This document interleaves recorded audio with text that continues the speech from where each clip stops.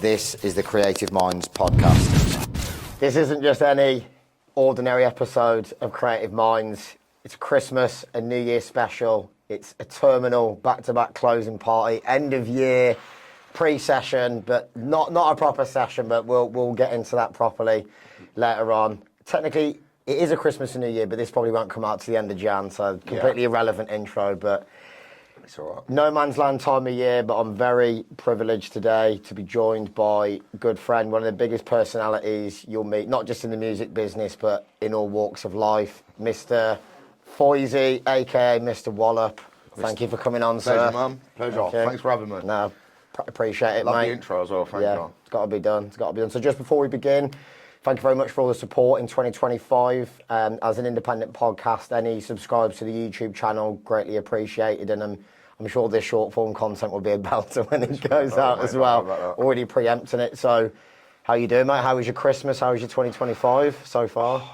2025 has been an unbelievable year for me, but not as good as my Christmas dinner. Like that, was unbelievable, mate. I'm still full up from it. The bubble and squeak has done me in, but I'm ready to detox and try and lose a bit of weight now. But I've been saying that for 29 years of my life, so. Now you're about to go 15 hours into terminal closing party. Great detox, great intermittent fasting, listening to Rossi. Brilliant. So, how was your 2025 then as a whole in terms of everything you've been getting up to? Do you know what? It's like, so for me, the way that the whole year's gone, it feels like it's gone like that, but it's just been a dream. Like, I can't even explain the situations of people I've met.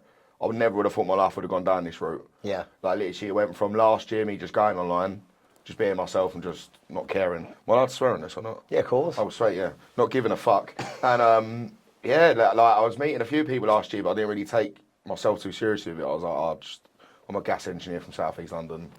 I go online and I just say Wallop and I play tunes. Next thing you know, I'm on a private jet with Hannah Wants. Yeah. And I go like, how can my life go from literally going and fixing Maureen's boiler to now I'm having it with Gaskin and LP Rhythm? It's like from gas to Gaskin. I love that. From gas to Gaskin, unbelievable. What an anthem. But on it, just grateful though. Because honestly, I'd never have expected it to go down that route. Mm-hmm. Like I said, I literally went on there and I was like, well, I don't care.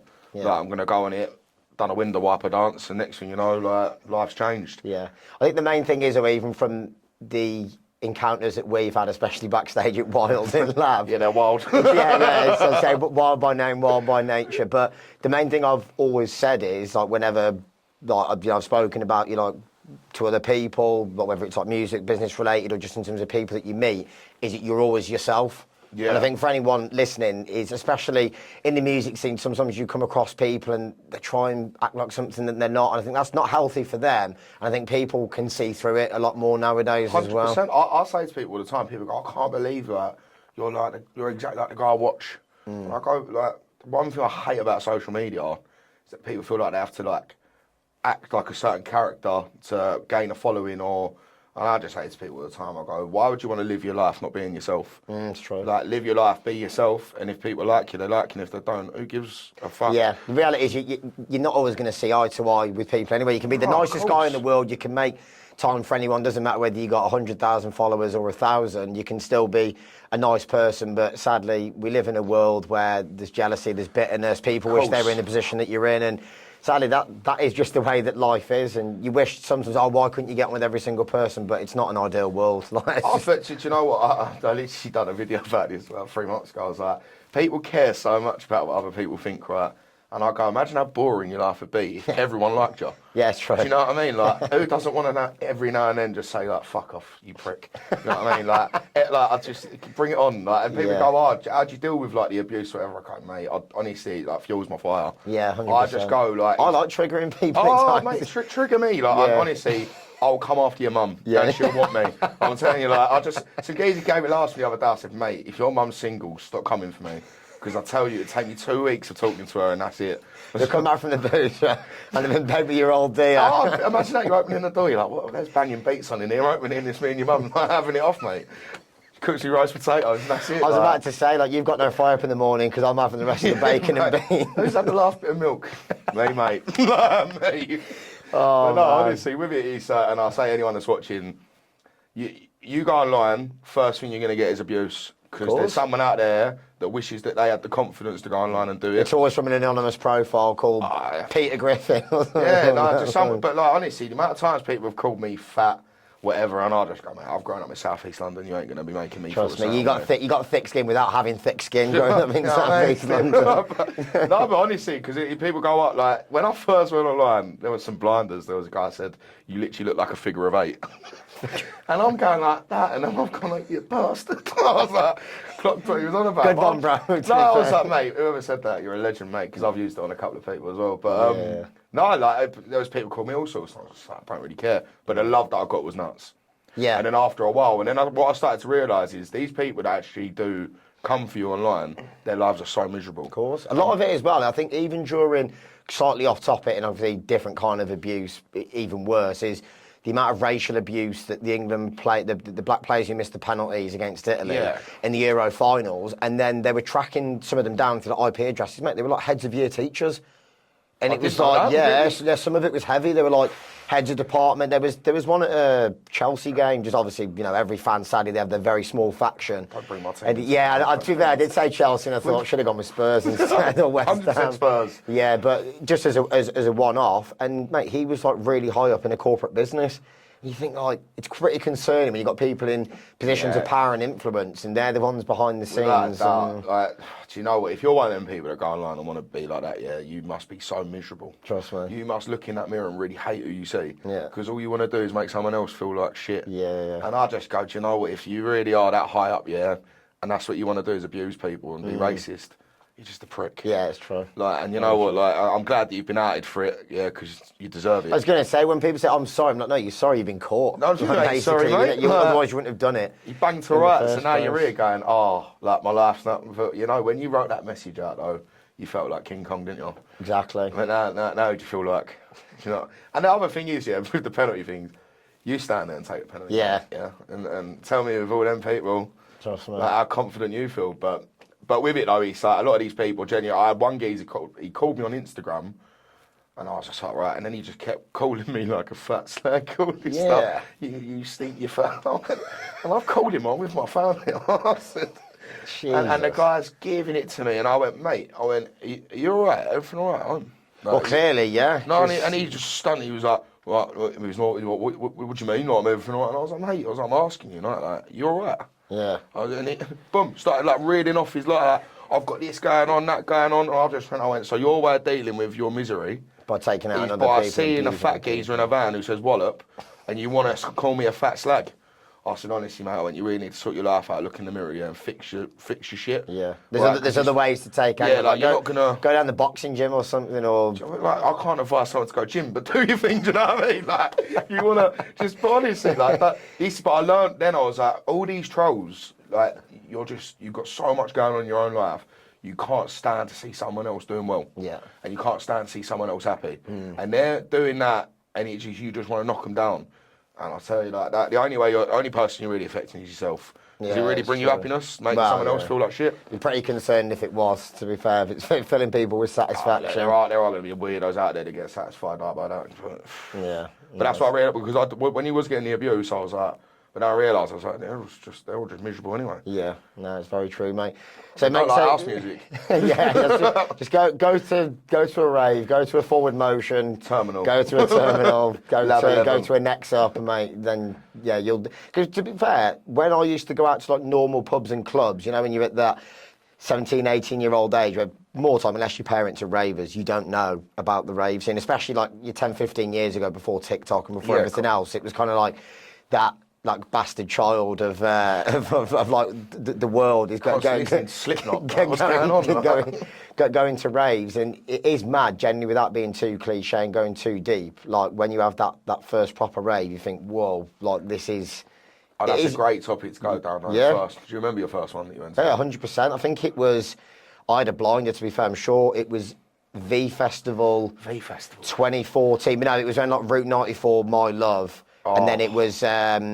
I watched EZ, it was like MK. Obviously, I know MK is more accessible, more commercial house, but EZ at his peak was still like, next level. To be fair, but to be fair, I work with him now. I've got the privilege of working with him at Lab 11. Tom Short, to be fair, without being a Brown, he's probably one of Birmingham's best DJs ever. Yeah, he runs After Dark. He ran 231, so it was when I was working in banking. They had in Rainbow Arena. It was who was it? EZ, KTB, Shorters, but it was like a proper open air arena daytime rave, and that was when I just got the bug straight away. I thought, yeah, I want a piece of this. I want to get involved, and yeah. It'd be controversial for me, but I went Reading Festival. It was the first ever thing I went to. Yeah. And Wilkinson. Yeah, drum and bass. Bit of drum and bass, right? Yeah. And obviously, people would be like, no way, but yeah. And I just remember being there, and I was just like, what year was that?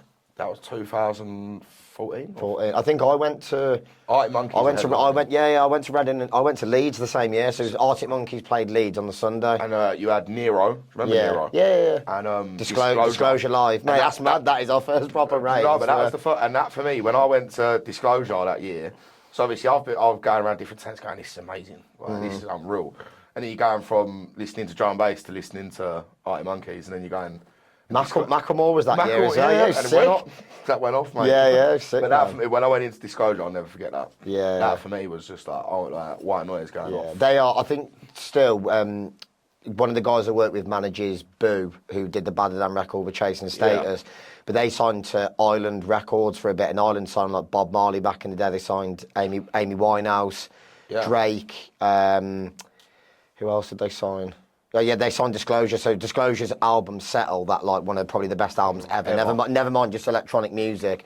They signed Disclosure. They found them back in the day. It's actually up there, though, isn't it? It's got to be one of the best albums. Yeah, 100%. Like as a body of work, start to finish, you could go through every single tune, and like even some of that. I mean, what Sam Smith, Sasha Key, all the vocalists they worked with on it. Doolittle. Yeah. That's a banger. Yeah. But like Razor Lights album. Yeah. That one is unbelievable. Plan B. Yeah. And some belters there. Just after some banging albums, but that Disclosure for me, that I was like. Was that? Would you say was that like the kind of like I say without being too cliche, the life affirming moment when you thought the rave scene is the one for me when you went to? That was when I fell in love with house music properly because I like Benediction for me was the first song that I fell in love with. And then obviously Hannah Wants Rhymes, that one. Yeah. Yeah. Fell in love with the wobs with that one. And then actually hearing it on an Unreal sound system and the energy. And listen, I know obviously it wasn't that long ago, but then everyone was living in the moment. Yeah. No, I was having it large, and I was large anyway, but I was in charge, and I was like XXL, mate. I was having it off. That for me was when I actually fell in love with house music. Yeah. And obviously drum and bass. Like, I like all kinds of music. Like everyone goes, is it just house? I'm like. Good music is good music. Someone asked me this the other day. We were talking about like what do you do for work, etc. And they're like, "Oh, you into a specific kind of music?" I'm like, "Mate, when I was doing A levels, I listened to classical music from like 1835. Yeah, I would never have Callum down as listening to bass. Yeah, I was very much like chinos and Timberland dead shoes back then, mate. He's in the bar for Beethoven. Yeah, proper. No, but well, I always say to people, I go, "What's your shower song?" No, because it's definitely not a house for me. I'll be in there listening to like Frank Sinatra. Yeah. Or a bit of Tennessee whiskey. What was this? I was listening to Dean Martin the other day. Yeah, That's Amore. Banger. Big tune. Yeah. We'll be singing that in about 12 hours. I'll be in green room like, that's Amore. Brilliant. So, I'll take it right back then, chronologically to growing up in South London. So how was your upbringing? Was it pretty colourful in terms of, I'm guessing London, bright lights, big city? I'll start off with being straight off the bat. Everyone goes South London and South East London, massively different. Okay. And I'll just say it like that. Not only see people go to me. In what no ways? offence if you're from South London, you're Croydon, but I'm not. I'm like Eltham through and through. The lad who's the operations manager at Lab 11 is from Croydon, and he does say, Croydon's a pretty interesting area. Oh listen, if you want to go down and just experience some things, like go to Croydon. But from where I'm from, I'm just literally by the River Thames, and on the other side's East London, like Poplar. I'm just literally just there. So just kind of just want to let everyone know I'm actually London, not Essex. Everyone always thinks I'm Essex. I'm a Londoner, but. Mate, I had a great upbringing, really. I can't complain with it. My family, like Irish heritage, and my dad and mum, like they live in South East London, brought us up there. Got my brother and my sister. We had a great upbringing, really. Like, come from council estate, like weren't a rich family at all. Like, literally, mate, like both parents were working, like it was always had a meal on the table, and my life, it was just I was always raised to just be well mannered and just appreciate things in life. And I think when you're younger, growing up, at the time I used to look around, I used to see all my other mates that parents like well off, and at the time I used to be a bit ungrateful. Yeah. And because I was just like, oh, I wish I was going there with, but now I look back, I go, man, I went on one holiday a year. I always got fed, as you can tell, right? and it was all inclusive. All inclusive, mate. All inclusive. My dad could not afford to take us on anything other than an all-inclusive holiday. No, but it was brilliant. Like my nan lived in Pimlico, so that's like West London. Yeah. And that was my everything. My nan, and every Saturday we'd go up there. Sorry. We'd go up to my nan's, and honestly, every weekend without fail, my mum would have Heart Radio on. And I know all the 80s bangers, all the club 80s classics. is the best era. Best era, I don't care. The film The Business, I still genuinely reckon is one of the most underrated films Without doubt. ever made. Like the soundtrack, whoever curated the soundtrack in terms of the way everything was timed, like what, Blondie, Flock of Seagulls, Duran Duran, like mate, next level. Duran My Duran, mum that's brought my me mum's up. favourite, Yeah, by the way. next level. Honestly, that would have been the era to have been famous. That when you watch some of the documentaries and Duran Duran, we're like, we had a good time. We had a very good time. But honestly, no, but my mummy's like, I put a video of her the other day on Christmas. Everyone's like, oh my God, like, do you see it? Like, we was doing a little painting. Yeah. Everyone's like, oh my God, you can tell that's where you get it from with your mum. Yeah. She's brilliant. I'm telling you, my mum has got a personality on her, like, different level. I definitely get it from her. And everyone was asking, like, oh, you need to get more on it. And I'm like, she's the reason I'm so musical. Yeah. Growing up, it was just wooden spoon singing all the time. My house, you'd walk into it, it's like a madhouse. Yeah. But it's all, like, she probably hate me for saying this, but my memory when I was a kid, weekends would come, I'd obviously be playing Call of Duty zombies with my brother. My mum would be on the Savvy Bee, having it large downstairs, And I'd go down and I could hear from the music and her singing what level of drunk she was at. Yeah. Second bottle. I knew when it was on the second bottle because she'd be shouting up for cheese on toast. She knew she had us on lock, mate. But we'd come down and we'd just always be singing, always be playing music, whether it be... My mum loves all kinds of music, but that's where I got it from. Yeah. Literally, like, I'd go, if we go on a car journey, it's hilarious. It's just non-stop, but like my sister can't sing at all, and I'll say, yeah, stop singing, honey. But my mum How would you say you've seen London change out of interest? Obviously, growing up there, born and bred, and then the way that it's gone now. Because I mean, I think the first time I went to London it would have been the new Wembley when Man United played Chelsea, Community Shield, and Van der Sar saved every penalty. Bastard. And I think Mourinho was manager then, so it would have been about 2004? Nah, later than that. It would have been about 2006 or 2007. So somewhere around that. Because, I mean, I think you had, like, Michael Ballack and players like that then. But just the way you see in London, even from then to now, like, it feels like it's changed drastically. And I don't even live there. I probably go 3 times a year. Massively changed London. I'd say it's better or worse? Worse. Worse. It's like... If you go around London now, for me, people go like they come for like the tourism or whatever, and I go book a three-day weekend or whatever, and you see what you need to see of London and leave. It's not like you can see some really cool, interesting bits about London, but as like a community and environment, it's just very like detached now. Not many, like you don't really mingle a lot. It's like from when I was growing up, we was all out on the council estate playing football. I wouldn't even want to let my kid out in London now. Do you know what I mean? Like, I'd be like, no, you ain't going out there and playing. I'd say when you come across a big concern for me, and I've got massive respect for him, it's Robert Kasanga, who runs Hackney Wick football team, and he does a lot for, like, you know, like kids who come from backgrounds that are pretty sketchy, not privileged, and he goes, you know, they're statistically high risk. So I think he basically he's a black fella who got done for armed robbery, and he goes, mate, the environment I grew up in was like you were kind of conditioned, that was a way of life, and he goes, I don't want other kids to grow up like me in volatile environments to become another statistic. And he says to me, there's a lot that could actually make it as professional footballers, but there's a lot statistically, it's proven like a lot just don't make it because it's a global business. 100%. You're lucky if you actually make it as a living, never mind to the Championship or the Premier League. But he said, you know, there's other things you can do instead of just going into gang violence and, you know, you end up doing 10 stretches in a horrible prison in London. Surely you could say that about Birmingham though, couldn't you? Oh, 100%. Like, it's all over the UK. Like, you say about London, I look around, now with everything, I'm here, there and everywhere. And I'm seeing the whole of the UK and I'm like, I thought it was just us. Nah, it's and definitely I look around, like, I Birmingham. feel like everywhere is like, not even. I think that I went Manchester, I Liverpool. went Cumbria, and I went nice. Like, I'd let my kids out here. Yeah. Like, but I was like, any kind of city places now. It's not.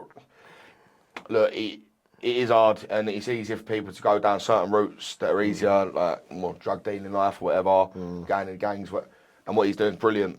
But it's like there's so much talent in Africa.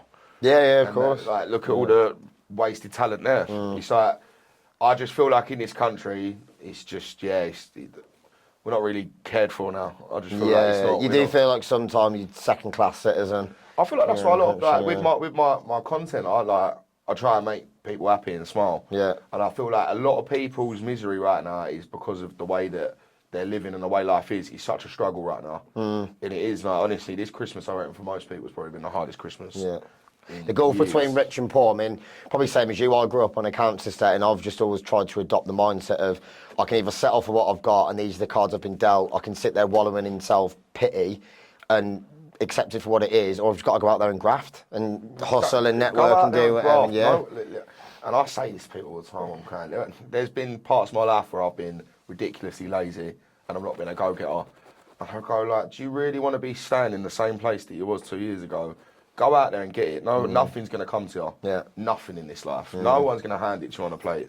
Like, and if anyone does this, they're doing it for some dodgy reason. It's interesting what you were saying earlier on, and I had the similar mindset that when I was growing up in Shrewsbury, like the council estate I was like Shameless Series 1. It was literally like the local booze was like the jockey. I mean, in fairness, looking back, I actually quite enjoyed it, to be fair. For me, that's community right there. But when I got to like year 10, year 11, my cousins who came over from like the Cayman Islands in the Isle of Man, their old man was an offshore banker. Like they'd smashed it, to be fair. Had like they went to a good school, like they never wanted for anything because their old man was a grafter, like, you know, he always made sure they never went without. But then when you start mixing in certain circles, you think, oh, I wish I had this, I wish I had that. But like, you look at the Gulf, you're like, mate, these people have been born into extreme privilege. Like, some of them that went Shrewsbury School, the private school, which was 25 grand a term, something crazy like that, they were literally like aristocracy levels where it's literally pure luck. Like, you've been born into like hundreds and hundreds of years of inherited wealth. So that's why you're in the position that you're in.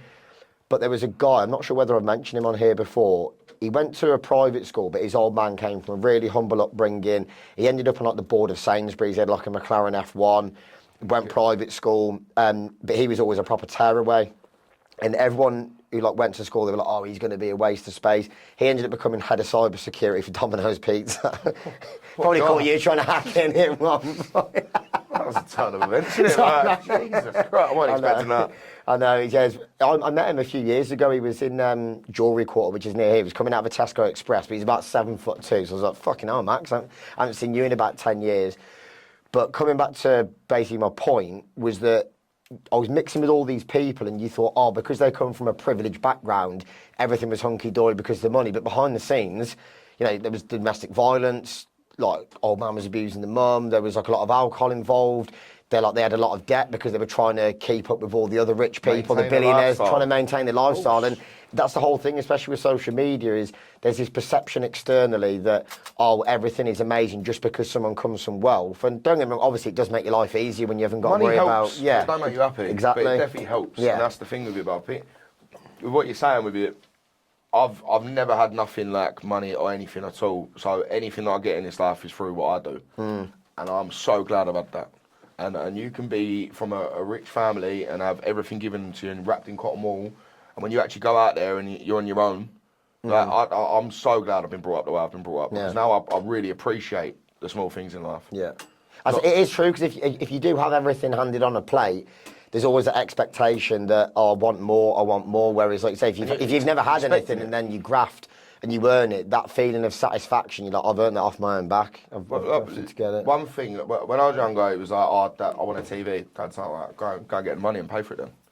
Like, and it was like, so from a young age, it was like, right, well, I've got to get money in, and I'd do chores to get pocket money. And what I'd do with my pocket money is I'd go to Sainsbury's, I'd buy cookies, I'd eat a couple, but I'd sell them at school, and I'd honestly not I'd go and get a kebab after school, and I'd make like 12 quid, and I'd do it on a cycle repeat, and I was going, but that feeling of doing it myself at the time, I was like, oh, this is amazing. Like, I don't have to ask mum and dad for nothing. But I weren't raised to be like that. It was like, I'd go to my mum and dad, I'd be like, oh, can you take me to a station? Get a bus. Yeah. Even though they could, no, get a bus, like, and I was like, all right, no dramas. But I've been around people that have been born privileged with all money, and honestly, I swear to you, most people that I meet like that, yeah, you've got everything, you've got all the nice arms, nice watches, all that, but you really don't look happy. Yeah. Like, you really don't, and it's like, and I feel like people then start to like flex about it as well, and it ain't who you really are deep inside. And when you actually like unfold it all, you go like, I feel like if you were born from nothing and you get it all yourself, you just got a lot more respect for yourself as well. Yeah. No, 100%, mate. How did you get on in terms of school and college? I was a little shit. I was a shit, mate. Never. Nah, mate. I swear to you that I see a teacher about 6 months ago, and he hated me at school. But now he's watching my stuff, and he was like, even though he was a little prick, he was just like, when a teacher calls you a little prick. No, he didn't. Certified. No, Mr. Christodoulou, he went, even though he was a little prick, he was like, I always knew you'd make something of your life. Yeah. And I was like, well, why didn't you tell me that back in the day? He was like, because you was a little prick. Yeah. And I was like, you didn't deserve to be told that you were going to be something. No, but it was I crossed past him and I was like, oh, yeah. I was like, Christodoulou, he's like, oh my God, shoot. And he's like, obviously we were having a chat and it was quite nice, but he was going, you was a pain in our arse at school, like, because I'd be in the class and I just wouldn't be listening, I'd be doing something, but my ADHD was nuts. Like, I couldn't sit there and like even like not sitting there. But at school, it was like not even me intentionally being a class clown, but like I'd just not be doing what I'm saying. I'd be under the clock. I'd be in 2 hour detentions. I'd just be. But I always got a little bit of a kick out of winding someone up. And then them getting upset with me, and I'd be like, oh, like, but and even now I'm like, if you can't take banter, do not be around me because I can't be around it. But yeah, he was like, it was for me amazing because he was like, all the teachers like, thought you were a little prick. He was like, we all loved you. Yeah. He was just like, you didn't have any bad intentions, or you was just.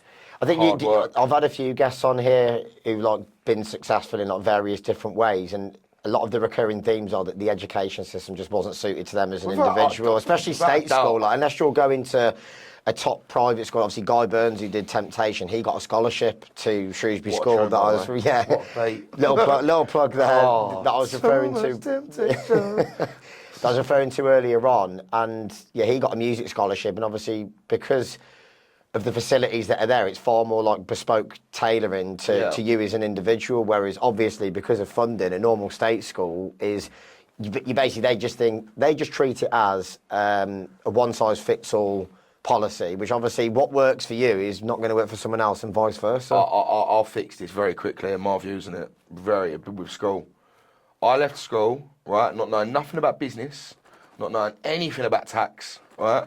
And I went out into this big wide world, having not a clue, but I knew how many stems were on a leaf. Yeah. You know, and algebra. Photosynthesis. Algebra. Pythagoras theorem. All of that bollocks, yeah.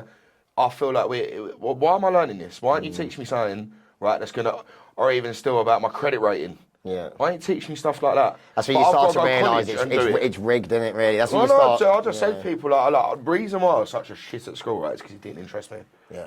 Like, and I struggled, I'm massively dyslexic, really struggled with writing and all that game. But now I look back on it and I go, I'm now 29 next year in January, and I look back at my education and I go, you know what, you bastards. Waste of time. What a waste of time. And I go, like, the problems I've had since school, I wouldn't have had if you'd have taught me about it. But and then I look back and I go, well, that was clearly like, so we can all go, us working class people, right? We can keep working class people down at a certain level, right? Not knowing anything about tax, not knowing how to start up an own business, making all of these mistakes when you could have taught us the fundamentals of what actually we need in life.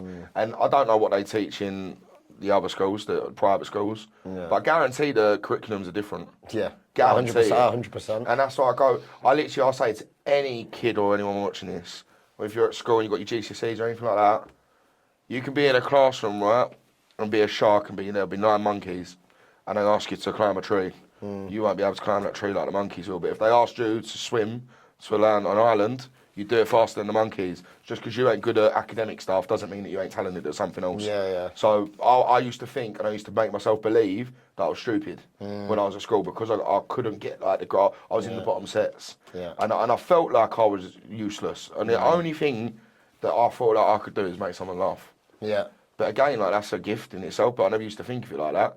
You can make something out your life with it. Like, you know, but with the system, honestly, winds me up. Yeah. Because I got myself into massive amounts of debt, tried starting up businesses and failed, and I like got done with like setting up a company, VAT registered, and didn't realise that I didn't need to be, and I didn't do a VAT return. But I didn't get taught on this at school. Yeah. So then you're penalised to make it seem like you're the Yeah. issue, and it's like, well, it should be basic fundamentals that you're taught when it's school. But yeah. But no, they went to me. They went, "Oh, like, go and get a trade. Yeah. Don't go to college and do business studies." And I go, "All right, no dramas. I'll go out there and I'll be a plumber, mate. Yeah, sweet." Yeah. And then they go, "Right, so after 2 years doing an apprenticeship, now you've got to go and open your own business or work for someone." "Oh, I'll do my own business. I want to be a geezer." Next thing you know, I'm in like 10 grand debt. What's happened? Do you know what I mean? Like, and so I look at the system and I just go, "Nah, mate. Like credit rating as well, you bastards." Man. Yeah, it's very true. You got me right off a tangent there, but yeah. No, mate. It's passionate about it. I think it's honestly like, because a lot of people, and I feel like it affects a lot of people, is when you don't have self-belief, you won't get anywhere in life. And I feel like we're moulded in the system to not believe in ourselves that we can actually go and achieve a lot more in this life. Yeah. And I feel like if you didn't have that bollocks, a lot more people would be doing a lot better. As a thing, I mean, when I eventually do settle down and have kids. Oh yeah. It's one of the What's first things, mate. Don't get me started on Don't get me started on 2025. You've got a creative mind. Jesus. Trust me, in Colombia I did. Yeah, I bet you did, mate. Brazil in January, son. No CSA up. We'll talk later. Yeah. Okay, no. So yeah, you completely spun me off now on a tangent. I can't even remember what the point was.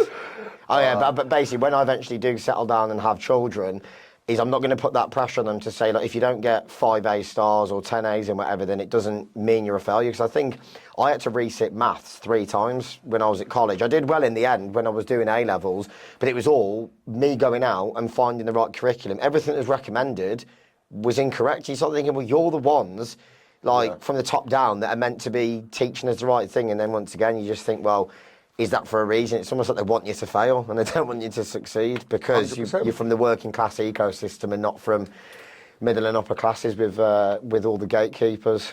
No, 100%. But I just share for a lot of people out there, and I've learned this in the last 2 years. Like, I really don't care what people think of me no more, and all I really do care about is making sure that I'm alright. And I used to put so much energy into everyone else, and I used to try and make everyone else, and I just go. The day you start like looking after yourself and doing what makes you happy, everyone else around. Mate, it's very true because the amount of ungrateful people that you invest so much time and energy into, and then they'll throw you under the bus, especially mate in the music business. It's music, so like social media, cutthroat, dog eat dog, and you're there just like the amount that you do for people, and you think. You know, there's learning curves in life without going too deep, but you do start realising, especially probably when I got to like late 20s and I'm 31 now, you start thinking, maybe it's time for me to focus more on me instead of like you say, just everybody else. And I don't know if you've had this, right, but obviously you're doing well, Carl. Like, went on social media, and the people that I thought were like my day ones... Oh, they don't share anything? Won't. No. But again, won't support you. And then you start doing well. You start going, and people then start seeing where you're going with it. You knew deep down where you were going with it, and that's what I mean about I just wanted to do it, and I had self-belief in myself. I was like, I know I can make people laugh. I don't know about beats, right? Going there, but the people that turned on me first made me feel like I was cringy, made me feel like I was just, what's he doing? Like, he's 28 years of age going online. And now you look at where my life's gone. Yeah. And I'm like, but they all come back round. Yeah. But you realise, like, so all this time I've invested into all of these people, and I'd do anything for them because that's the kind of person I am. But when I start doing well and I start doing something in my life, now you want to like put me down. Or like say stuff behind my back when you see me. A lot of it, I think deep down they do recognise the potential that you've got, and it's almost like the insecurities. They feel threatened by that potential. I was always the geezer that would walk in a boozer and just be that geezer by the bar that Foysey, easy legend, he'll come make you laugh, whatever. But now I'm out the bar, I'm out the pub, and I'm doing something. Now he's going to do something that we all knew he could do. We all knew that he had something about him, and it's like, now he's actually doing it. And that's what I mean about other people. Like, you want to be able to do something with your life, go and do it and stop like flowers blossom at different seasons, you know what I mean? Just because yours ain't now, don't be jealous because his has. Yeah. Or hers has, you know what I mean? Yeah. Don't want to be misogynistic. Can't cancel that for Harmless Podcast. We love all, yeah? But no, like, seriously, though, I mean that, like, when you look after yourself and you just do what you want to do, life will be so much better for you. Nah, 100%, mate. So, in terms of the traction then online, did that come about pretty quickly? Do you know what? I'm truly blessed and grateful, but I was in the lowest point of my life when I went on social media. Like I was in an 8-year relationship, and I left her. Like it weren't like we broke up amicably, but she meant a lot to me. My reasons for leaving was unknown, but it weren't. I had to anyway. I've gone and it broke me, brought me to my knees, turned to substances, and I was just at rock bottom. And it was just one day, I swear to you, I was just moving out of this flat, couldn't pay my rent, had to move out. So I'm there packing all my stuff up and I'm playing Fisher, jamming, banger. And I'm there, and I swear to you, I'm in the garden just clearing up the stuff. And I've never done a dance move in my life, ever. And I'm just there going like this with an actual spray bottle in the window. And the tune's about to drop on the front like that, and I've gone, we're jamming, I wanna. And I went, I've been thinking about going online for 6 months. But too scared. I was too scared. I was like, I can't deal with the abuse. I want to deal with people saying or whatever. And where I'd hit rock bottom, I was like, I don't care now. Yeah. I felt this pain. No other pains felt like that in my life.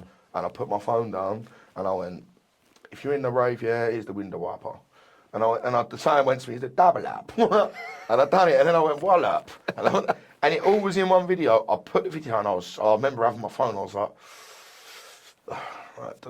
TikTok, and I posted. I was just like, right, Big Foysey, that's it. Turned my phone off, shit myself. I was like, nah. I was like, I've done it. I'm packing. 4 hours out, I turned my phone back on, and the video was on like 200,000 views. Jesus. My first ever video in like a few hours.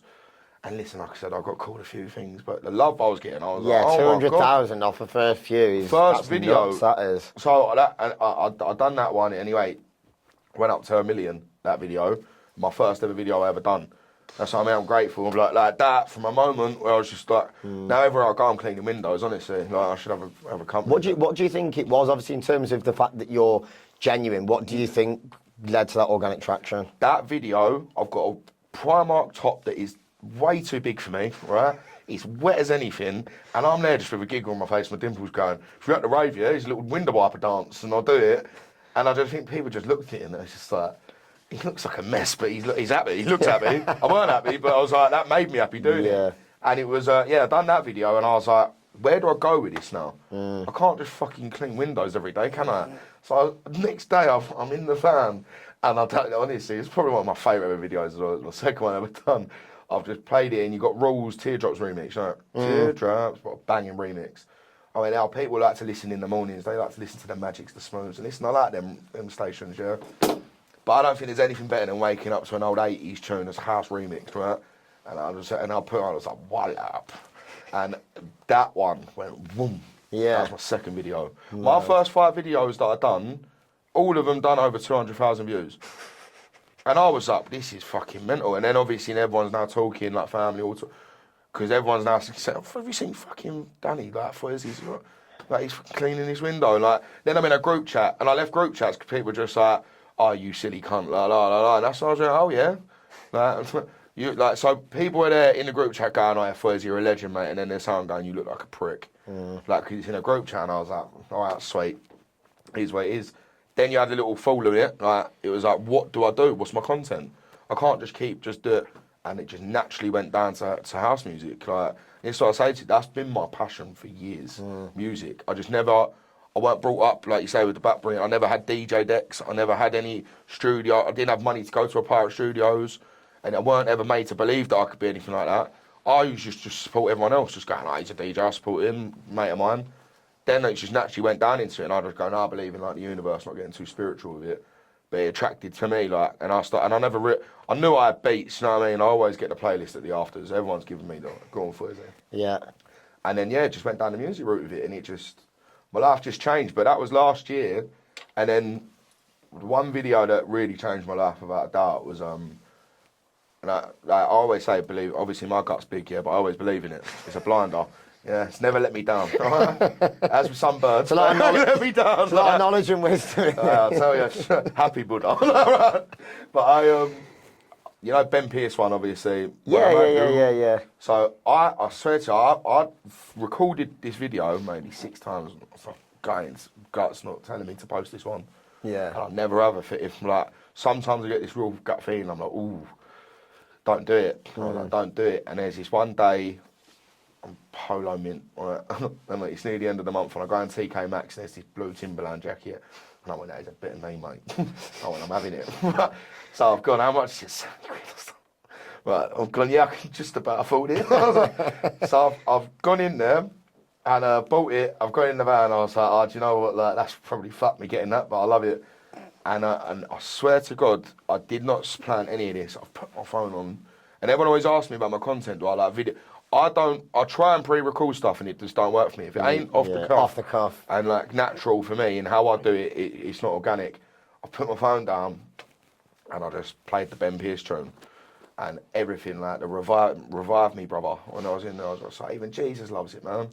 And I was just like, you have me in that coffin, I'll be like, release me, brother. Like, honestly, that video was the one where I was like, wow. Because I put that on there and everyone likes that. So I did just what I had to be. Yeah, banger. And yeah, like that, I've never seen anything like it on my phone in my life. I posted that and I swear to God, in an hour, it was on like 200,000. And then it was like, boom, boom, boom. Nice. Maya Jama's like liking it and I'm getting all massive people now seeing me and I'm getting like Ben Pierce like messaging his team, messaging me, people reaching out to me now. Everyone's like, and I'm going, wow, like, who's this fat geezer from South East London? And it was now, I swear to you, I go anywhere in the UK now, people go, revive me, brother. People go, oh, and it's, even though that video was a year or so ago, that's class. that one changed my life without a doubt. Brilliant. I was listening to similar stories, Aaron Kraskell, the geezer who does all the mad content, and he said the same. He goes, I just literally, on the cuff, I was in supermarkets. I think like he's scared some old woman, didn't he? Like, he's an absolute icon. Yeah, legend. yeah. But yeah, he done when he was in the supermarket. Yeah, he's absolutely smashed it. It was interesting listening to him, and he had like dark stuff. Dark That stuff was a great episode, was heavy, man. It was heavy, but fair play to him. He was just like, yeah, just give it a go. This is kind of who I am, and some people will like it and some people won't, and obviously clearly he's made a very good career. No, but like, I resonated with it massively. Like, I mean, I swear to you, I was at rock bottom. Like, I didn't want to be here anymore. Like, facts, I've given up. I went, thank God you are, brother. Thanks, brother. Appreciate it, man. But I say to I wasn't going to turn around and go fucking in a bit. What a wanker. No, but honestly, I swear Your mate's to you. come and turned up, you can fuck off. He's been sorting his hair out for 50 minutes. Like, how does he look? Oh, God. No, but it was honestly such a pain that I'd never felt in my life. And then I went on there and I was like being myself and I weren't trying to impress someone else or make someone else happy. And then my life changed. Sometimes, without getting too cliche, because obviously I'm not here to make it about myself, but I've had scenarios with like family and other bits without going into detail where sometimes you almost have to hit that rock bottom. I felt like that. I had to. I'm not advising or advocating for anyone to hit rock bottom if you can avoid it. Hit a rock on the bottom. Yeah. And just say you've hit rock bottom. But sometimes you do, and you're there, so I've literally got nothing to lose. But you see with him, he hit rock bottom. And now look at him, he's on 4 point whatever million followers, doing what he loves, and he's making people happy.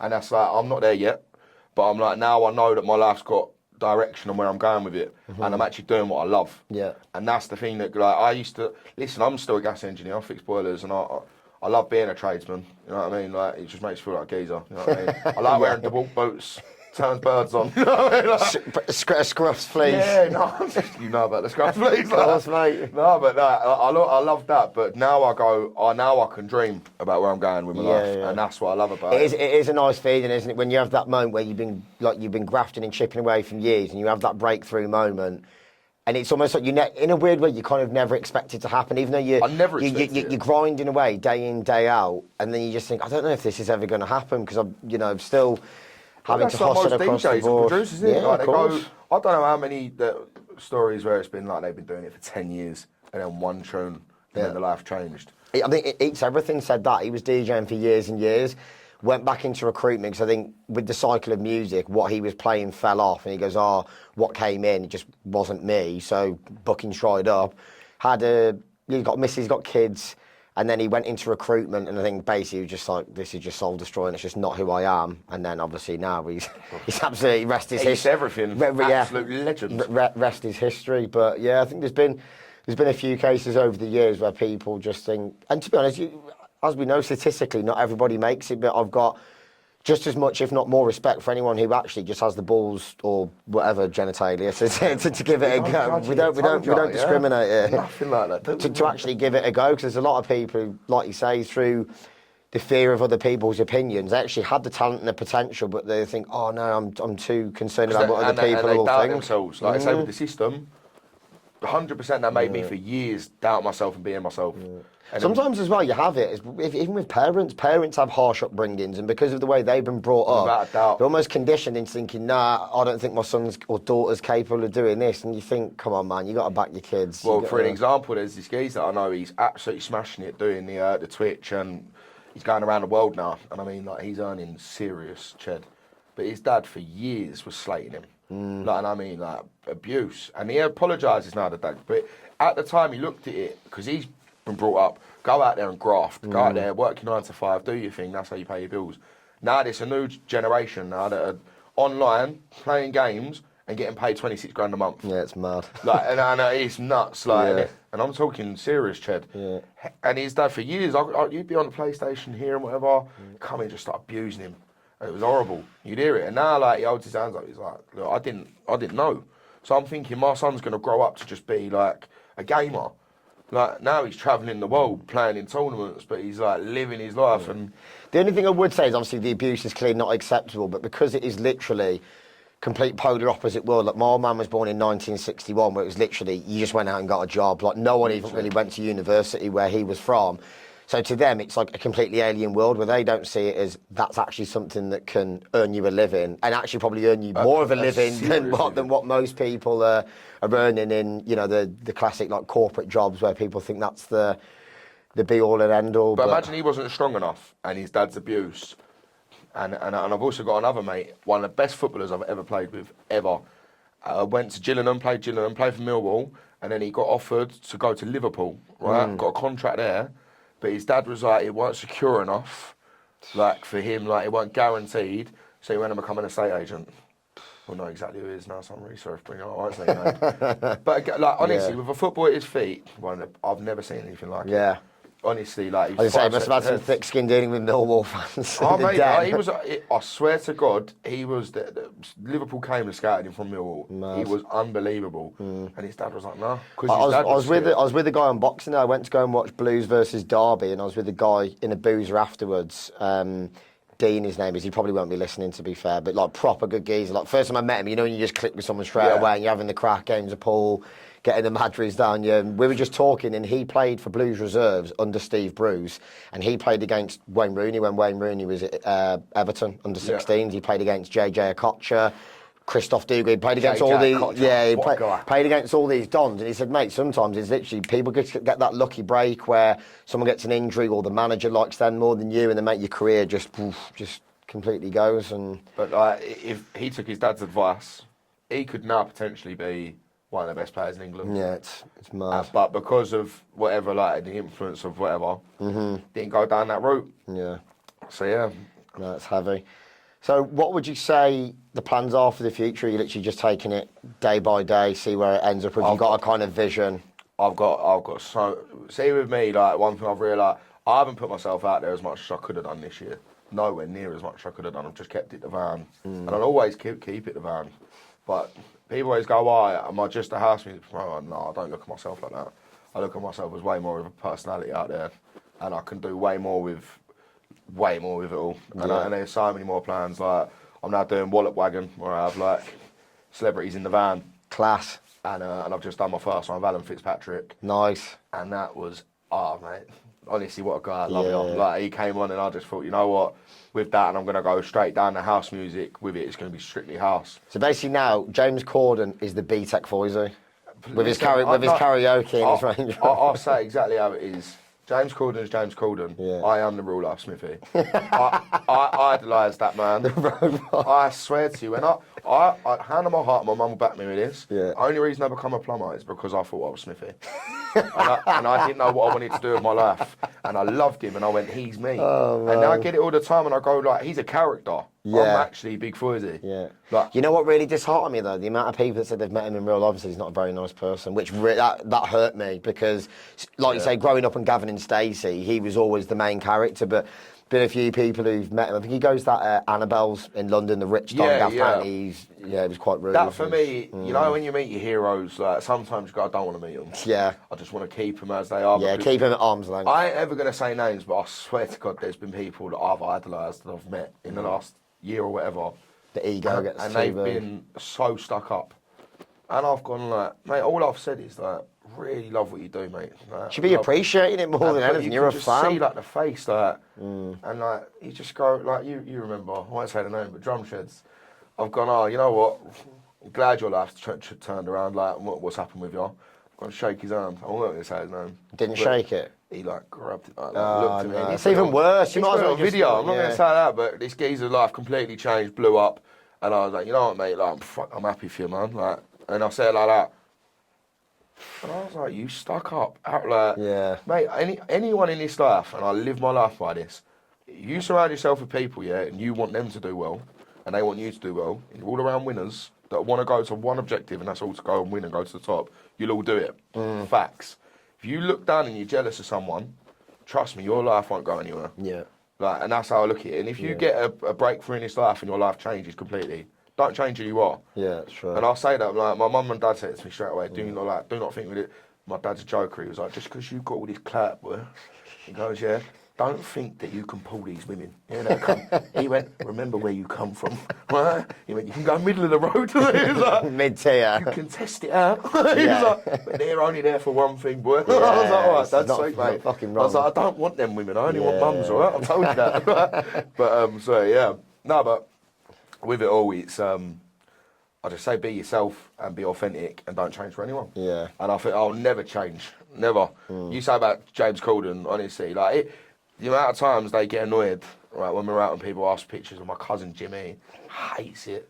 And he's like, man, I know you do it and you've got to be nice, but we've got to go somewhere. Like, mate, like, my life before, man, I was walking down the street and no one knew who I was and I weren't recognised. People come up to me and tell me how much I make their day. No better feeling, isn't there, to be honest? Brother, Yeah. let's have a chat. And he's like, so now he's I'll never tell someone to go away. Like, I'm happy you do whatever. I mean, some people will just start telling me the maddest stuff, and I'm there like, Max Dean's playing, mate. Yeah, like let's dance. Like, Yeah. And I went to Forbidden Forest, and I got swarmed with people, and everyone was going, "Can I have a picture?" I went, "Only if you cut a rug to the drop. Yeah. Have a dance with me, and then you can have a picture." But I'm grateful though. Do you know what I Yeah, mean? of course. I remember when I was writing for, you remember Bradley Gunn? Yeah, yeah. Raver, when I was writing for him, this was, 2018, something around that, when he completely blew up. I think Seth Troxler noticed him in the crowd, Seth brought him backstage, and then he completely blew up from there.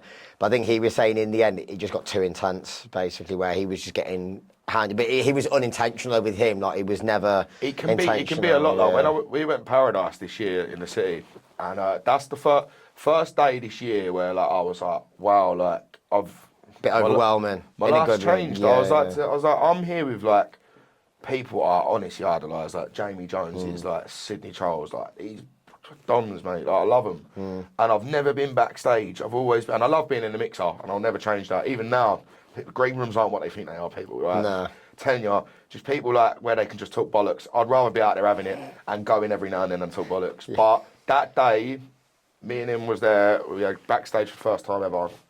And I was so like, oh my days, like, Gaskin's there, bro. You know what I mean? And as I've walked out to go to one of the things, I swear to God, I could not even go from that stage to. I'm on the main stage having it, and as I've gone down to go to where LP Rhythm's bit, how bad was it? Okay, you can't talk, but you know, it was bad. Like, I've just clocked. He looks like Roscoe. He does. He does. He does. I've been thinking of half the podcast, and I still didn't want to go off on a tangent. It's not a bad thing, by the way. No, he's a legend, mate. Yeah. But you do look like him, yeah. No, but he was, even for him, it was like, wow. Yeah. And I was like, fuck me, like, this is nuts. Like, one person noticed, and it was like, everyone come around. Yeah. And this is what I mean with social media. People say that in person, I swear to God, 9 times out of 10, people really, really, like, can't believe they all want to hug me as well. Yeah. Like, everyone wants to hug a fat Huggable man. geezer. Like, and everyone wants to have a little squeeze as well. Like, what are you doing? But everyone wants to. Anyone else would be sexual assault. Yeah, but when certain people do, I'm like, yeah, you can carry on, girl. but everyone loved. But that day was nuts. I couldn't. It took me about 40 minutes to get from the main stage to there. Because I don't want to be rude, and I'm like, and we're like, fuck, like set starting like 10 minutes done, like, need to, and I'm like, but I was like, whoa. Yeah. How did the encounter with Hannah Once come about? Because I mean, I've been fortunate enough I went on tour with Hannah. I think it was 2019. So you know how much an absolute she's brilliant, mate. Beautiful soul. She's class. Her and Philly doesn't work with her anymore. And what a woman Philly is as well. PA, yeah. Their team. Yeah, class. They are class, all the girls are all crackers, but they're all brilliant. But they have it large on the dance floor, and that's what I like about them. Yeah. They cut rug. They're brilliant. How did that come about? Ending up on the private jet. Right. So basically, me and Hannah had been like back and forth. She'd shown so much love and support to me before we'd met. Obviously, this was my first ever Ibiza, ever, at 28 years of age. Went out there, fortunate enough, I had backstage to most places I went defected, and I was behind Ariel 3. Big shout out to her, what a girl. Yeah. So she brought me in, and I'm just behind the decks having it. And then Hannah Once comes and does her set, and our whole team come, and I swear we just had it large. And then Hannah's like, oh, Wallop. And I swear to you, for her whole set, we had it large. Yeah. That's probably one of the best moments like this year. She's a class DJ as well. I'll give her a due. Shorters went with her, and I think she played one of Shorter's like edits. And I think Shorter's brought her through when obviously she's from around Birmingham. And when Chris Lorenzo, Low Stepper, he's like the promoter that scouted a lot of them, talent-wise. And like even after all these years, she is a class DJ. Like in terms of her versatility and the way she can control the crowd. I'll tell you about that set. She went through the motions with it, and it was unbelievable. And then touch me in the morning. Yeah. And last thing at Rui de Silva. And she built it up like, and I was like, mate, like, you are the governor. Like you are unbelievable. And it was just the connection we all had, like our whole team, like. And that was where Philly was leaving. That was her last gig with her. So it was like... Wasn't long ago then, was it? No, it was... a year max. Or was it this August? This August. No, she's been with her for years, but I think she left. That was her last gig she done with her. Mad. So obviously they're all like a bit emotional. Like, all of them are like... Oh. And then Big Foysey comes around going, what up? And I swear to you, we just clicked and we went back in the green room, and one of her friends was like really like not feeling good after a few days. And she was like, well, Foysey, do you want to come on a private jet to Croatia? And I was like, what was that? Yeah. And she was just like, get your passport out. And I was like, got a passport out. And she was like, no, I'm being serious. Like, you come in, you and a friend can come on a private. And I'm going, not a chance. Like, surely not. I was just like, have I had that much to drink? Or like, you actually like... And she was like, went the next day, and I was even a bit like, is this actually going to happen? Yeah. Next day, like... No, she's a woman of her word, I'll give her a drink. Philly's messaged me, so obviously got IB for airport, and there's another separate bit for the private jet. Yeah. I'm a council estate kid, like, this is never ever, I'd never think I'd ever be eating caviar on a private jet, but here we are. And I've gone there, and I was like, what a beautiful soul she is, you know what I mean? Like, she don't have to do like that for me. She could have just had the private jet with her people, and she just blessed me with that. And listen, it was one of them, like, I just remember going in there and I was thinking, I'm in a private jet now with a woman that I've looked up to for years, but genuinely love her. Now I love her even more because she's actually such an amazing human. She's gone through so much stuff as well. Yeah. And to come back fighting the way she has and smashing it. And we went Croatia, and I swear to you, like, that night was heavy for us, all of us. Yeah. We had to, Hannah had to DJ. Was it Hideout? No, it was in some castle. Great gaff. I think I know which one you're on about. Yeah. There's a Hot Since 82 live stream from there. I think it's the same one. This guy books every top legend. Yeah. But it was one of the toughest crowds I've ever seen in my life. And we're all so tired. We've honestly had all of the day, gone there, she's done her set, and it was just... I was trying my hardest to give a bit of energy behind. Yeah. And it was just after, you know, you just bond with someone. I can't thank you enough for like it, honestly. And then to just top it all off, which no one knows. I came home and got sacked. So I was meant to be on call. I missed 3 jobs. It's worth it though, mate. Oh, mate. Of course it was worth it. Yeah. Everyone's like, I could have come home and got sacked for something else. So I was like, trust me, I could have. Anyway, but yeah, no, that for me is the highlight of my 2025, without a doubt. Because that was just like, for us, we went to Ibiza our first time. You can imagine I'm there with Alicia, Luke Dean, Having It Large, and Dylan. I don't think anyone's topping that first time Ibiza experience, to be honest. Way, not a chance. Not a chance. In the history mate. around the world of people who visited Ibiza, But there is even no that, way. we had that, and then we go Universe the day before, and I just passed Gaskin. He goes, "Well, hey, Foysey, man." He goes, "You coming?" I've gone, "Yeah, come on, yeah, of course, mate." I'm in the toilet at the bunk, or whatever it's called, and mate, I've asked him 3 times to play Anthem. It's my favourite tune. Yeah, banger. And he don't like it, believe it or not. Nah. I do like Fresh Energy as well. That was probably, that's it's a a banger. banger. He's got too What's many now. what's the new one he's done on Solid Grooves Road? Get Nasty. Getting out, I don't know. I think it's that one. It's one with the female vocalist. Right, yeah. 5 foot nothing, but Yeah, that we is were playing loads of it's Gaskin coming up bad here. tune, to be fair. But we've gone in there, and I'm in next to Gaskin in this toilet. I've gone, "Please play Anthem," and I'll do it for you now, Foysey.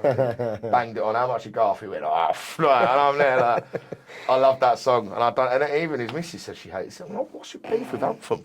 Brilliant. It's an anthem. Brilliant. But anyway, no, that for me was just a dream coming true, man. I'll tell you like what it feels like a blur. His whole year feels like a blur. Yeah. But I don't feel like I've put myself out there as much as I could have done.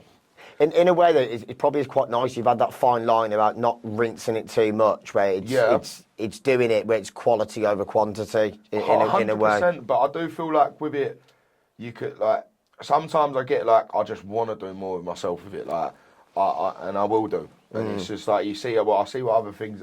Like, I do like some of the little comedy things with Josh James. Little sketches. Yeah, this is what I was going to say, to be honest. I think it's good that you're dipping your toe in different aspects of media and entertainment rather than just another van video. Oh, yeah, exactly, but that's it. While wagging the comedy sketches are good, to be fair. Like the one the other day when he had the dupe on in the Marks and the dupe on the Marks and Spencer. He's a geezer, man. I'm not a comedian, mate. I could never do stand-up. Yeah. I'd just hate it, but I'll go, look, there's definitely an art to it, but you could definitely put me in a room with 7 people, and I'll have at least a few of you laughing in a bit, without a doubt. Yeah, you've done all right with 3 of us, to be fair. Well, yeah, Roscoe. Lit like a fuse, but He's gonna be there later, Brilliant. So to conclude then, bit of I wouldn't say a pressure question, what are your top 3 deep house tunes of all time? Different Morals. Warming up the groin there. Right, Different Morals. Benediction. Is that the German Brigante one? It's Morals. the remix, Danny Clockwork. Yeah. Oh. Yeah, Lucas C, Brigante, Ali Love, Clockwork, yeah. That's a heavy tune. It's a tough one, really. I had a few lined up last night, to be fair. Go on, what's your first two? I'm going to say the Dired Sound Room remix of Mayor Jane Cole's, what I say. I'll have to play it, though. Yeah, it's a bit... I mean, to be fair, the original's Next Level by Maya, because I think... I'm sure Drake sampled that, and Lil Wayne or Nicki Minaj. There's been a few high-profile acts that have sampled the instrumental. I would also say the Maceo Plex remix of City Life by DJ T and Kerry Golden. Can we play these? I'll bring it up on the short form afterwards, but yeah, big tunes. And then the other one is by... It's got to be a big one, this one. You know, I'm trying to go a bit too chin stroker and a bit too edgy with it, because by rights it should probably be like Miguel Campbell with Alex Mills vocals. Something special. Needing Me, Flash Mob as well. And Alexis Raphael. Yeah. There's too many, to be honest. What a banger. But no, obviously my favourite all-time deep house song is Ben Pearce, What I Might Do. Yeah. Because it changed my life as well. I'm trying to remember what the name of this tune is, because I had it on Miguel yesterday. Campbell, by the way, what a guy. Yeah, lovely geezer. Unbelievable. Lovely geezer. And have you been to a creche before? Don't think so, no. Alexis Raphael. I've heard about it. Yeah, is it whose part? Is it Alexis Raphael's and whose? I don't know who. I know he's Shebit, but I can't remember. It's Clive Emery or Alex R now or someone like that. He's a geezer as well. HNQO. It is. I think it's a Hot Creations release. HNQO, As I See, featuring Bip. We'll have that on in the. I'll ask you a question to conclude it. Go on. So you've just done your DJ, let's say, yeah, and it's the end of the night. They've just turned on everyone's going one last tune. Yeah. One last song. Sade, Smooth Operator. Fair play. Boy, watch out. Fair play. I'm going curveball. No. It's like, pick your partner, mate, grab your I coat. weren't expecting that, but I'd have it. I'll go curveball. I think, to be fair, Josh Baker played Michael Jackson, Billie Jean, when we had a few, and I thought fair play. I like that 'cause it's not predictable. It's not normally. It's like it's very Midland. Is it final credits or end credits? End credits. Not Plan B. Oh, Midland final credits was on Defected's label Classic. That's a big tune as well. There's so many. You can choose. But you are some people. It's weird, like some people go some shit ones. Man. Yeah. There's some on there like just stop the music. What Nirvana? Yeah. Yeah. Lee Fuss, you playing that, are you? Brilliant. Yeah. Where can we find you on all socials? Just before we wrap up. Instagram, TikTok, Big Foysey. Not Fozy, everyone calls me Fozy. Everyone goes, it's Fozy. Call me what you want. It's a Middle Eastern brother. Yeah, it's Fozy. Yeah. But yeah, Big Foysey, find me on platforms. You'll find me on your For You page. Yeah. You don't have to follow me. Yeah, I was going to say, you don't even, just look for the geezer in the van. Yeah. Tradesman. Chubby geezer, dimples. Voila. Brilliant. But now, brother, thank you very much. Right. Now we're going to go and absolutely have it off for 15 hours. That's absolutely have it large, mate. We'll not be looking like this later. we should have done it after. Yeah, mate. Deep ass. Yeah, just fucking, you know that woman who does the sign language on Hollyoaks Omnibus in the corner of the screen? Should have had her on. It's 6 a.m. Then we doing like. I'm getting cancelled off the back of this. Yeah, There's been some, mate, this is a different podcast than we've done before. I know. But no, thanks for having me on. I appreciate it. Appreciate you coming on, brother. Thank you very much. Give it Wallop, go on. Give us a wallop. Come on, son. Hey, you don't want to do wallop. Good connection, that was. Wallop. Got the boy. Nice one. Thank you very much, guys. All the best. See you in 2026. Bash.